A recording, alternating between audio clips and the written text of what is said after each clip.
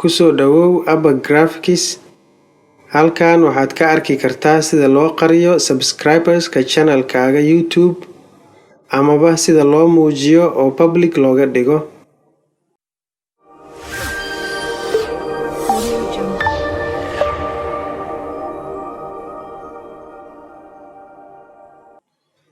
Channel-kan sida aad hadda arkaysaan subscribers-kiisa wuu muuqdaa oo waa public, qof walbana waa arki karaa. Marka waxaan rabnaa inaan qarino oo private aan ka dhigno. Marka hore waxaad u baahan tahay inaad sign in garaysid channel-kaaga YouTube. Kadibna waxaad galaysaa YouTube Studio. Kadib waxaad dooranaysaa Settings.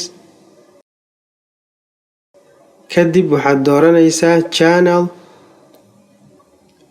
Advanced Settings. Marka aad halkaas joogtid waxaad imaanaysaa hoos Subscriber Count.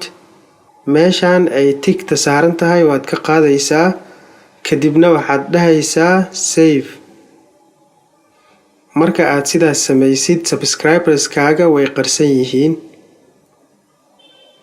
Sidoo kale haddii aad u baahatid inaad public ka dhigtid subscribers-kaaga, halkan ayaad tig saaraysaa. Kadibna Save ayaad dhahaysaa. aad u mahadsantihiin.